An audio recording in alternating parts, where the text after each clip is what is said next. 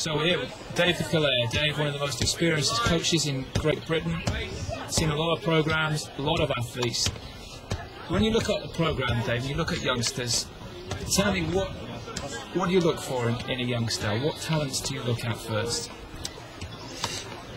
I think probably first and foremost I look for the level of engagement and their level of interest in what they're doing, how they listen, their enthusiasm for what they do, whether you get the feeling that they love what they do, and whether you get the idea that they love sport, all sports, not just their own sport. I think next, particularly in swimming, you've got to identify the kids that have got an implicit competitive nature. You get a lot of youngsters that have great technique, great swimmers, but not necessarily great racers. And I think the youngsters innately need a great competitive spirit. Call it the X factor if you want to, or just a different mojo than the kids. They stand out. They stand out amongst their peers, I guess. Now you're here in Leeds, and if you have a coaching philosophy, how does Dave Calleja coach his program? I think really what you are as a coach is an educator. The goal with any swimmer, particularly young swimmers, I've always been more successful with the athletes that have grown up with me, rather than the athletes that I've inherited from other programs. And I think my function really as a coach is to develop an athlete that is completely independent, someone who becomes a scholar of their sport, somebody that could almost effectively, at the end of the day, coach themselves. And the most successful athletes I've coached and developed in the past have been just that.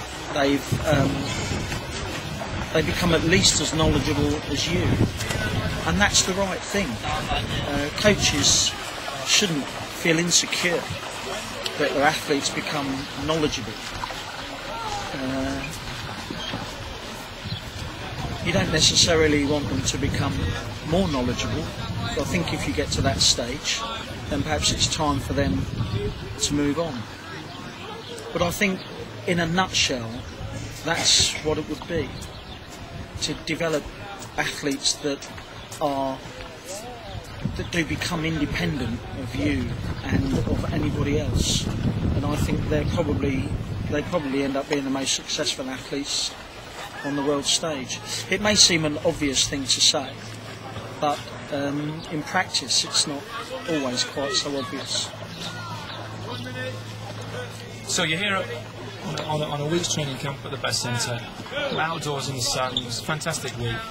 What sort of things will you do with the group this week? On a day-to-day basis? Well, this week it's more of a fitness camp than a training camp. And also what the training camp environment does, it gives you more time. So you have time to communicate with your athletes to a much greater degree than you do when you're in your own home environment. And you often get to know them an awful lot better on camp than you do at home. They're usually rushing in from school to training and jumping in the water with no time to spare. And at the end of workout, they're often rushing home to finish homework and eat and so on. And the schedule is a very, very tight one. The great thing about a training camp environment is that you have time. And you can cover an awful lot of things that you'd like to cover at home that you don't necessarily have time to do. And the other great thing, of course, is you get greater opportunity to develop a much greater team spirit amongst your athletes. The training that we do here is very much what we do at home. The content of the training program doesn't actually change that much. But having the luxury of time certainly means that I go back from a camp perhaps knowing my athletes away from the pool a little better than I do when I'm at home. So I guess that's what it brings for me. You've seen a lot of coaches and a lot of programs. What's your advice to coaches that want to be successful in the programs that they've got? I think my advice would be work hard. There are no secrets to success. There is a bit of a cliche that says that great coaches are those that have great athletes, and that's probably very true. If you have a great athlete that comes through your program, then one that can perhaps go all the way, achieve Olympic success, then that's probably more down to fortune than it is hard work and design. But I think really coaching is about creating an environment where results almost become inevitable, and all that goes with. We're not all blessed with the same facilities. Every single program around the country and around the world is different to some extent. But I think some have more advantage than others.